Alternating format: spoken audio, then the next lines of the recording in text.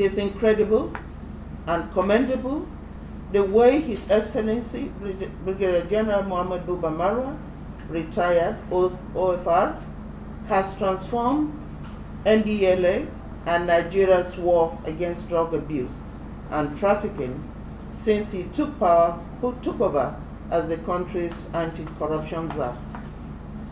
We cannot help but marvel at the intelligence, the ethos, and the strategies driving the new NDLEA. At Women, Youth, Children and Crime Organization, WICO, we appreciate those efforts and also found two areas of interest in the wave of new developments at NDLEA. The first is the agency's advocacy drive, which is an area that could be of mutual benefit for NDLEA, and one of our initiatives concerned Nigerian women against drug abuse, CONWADA. The new leadership at NDLEA has challenged the society to rise against drug abuse, and many groups and organizations have since hearkened to the call. At WICO, we do not want to be left behind. WICO has interest in curbing drug abuse. We have plans to organize a quote-unquote Tell Your Story event to coincide with this year's International Day Against Drug Abuse. The event intends to feature individuals such as reformed drug addicts, parents, children, and young adults to give accounts of their past experience with drug abuse. So therefore, our organization wishes to support NDLEA's commendable efforts and also partner with the agency. We're more than ready to partner with NDLEA, especially because with the 2023 general elections approaching, the time is almost upon us when desperate politicians, as is always the case and their habit, will start stockpiling illicit drugs and weapons to give our youth to foment trouble while they keep their own children out of harm's way in Ivy League schools in Europe and America. Our concern for youth are not misplaced.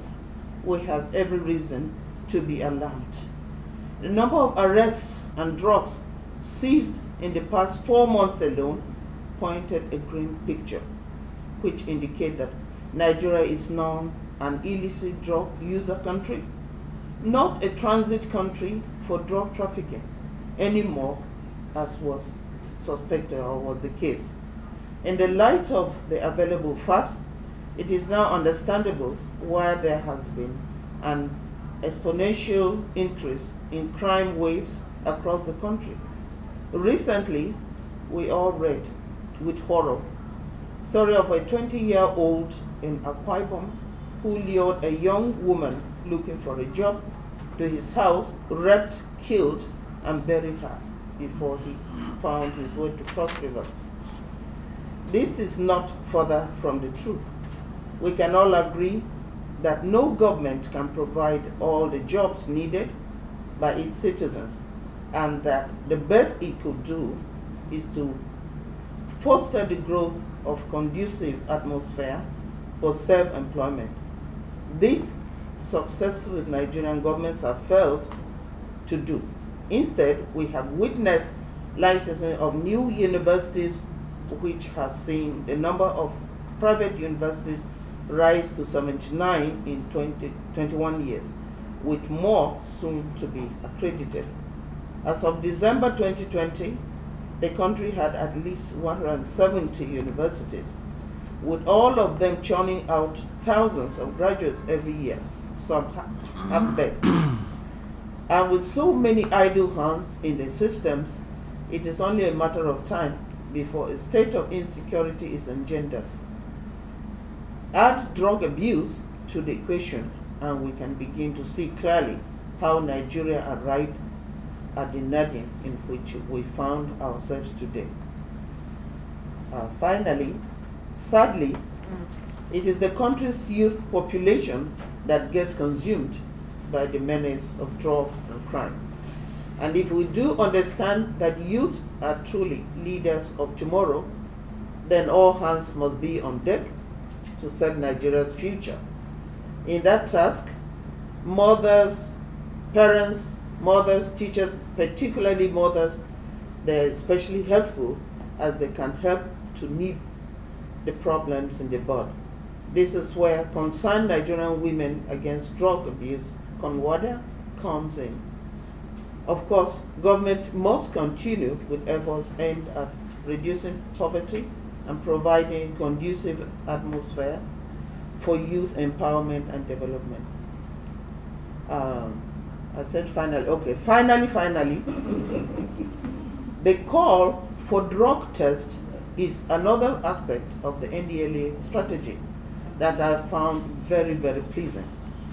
In my days as EFCC chair, you will recall, especially Femi Babafemi, I did call for psychiatric tests for political office holders.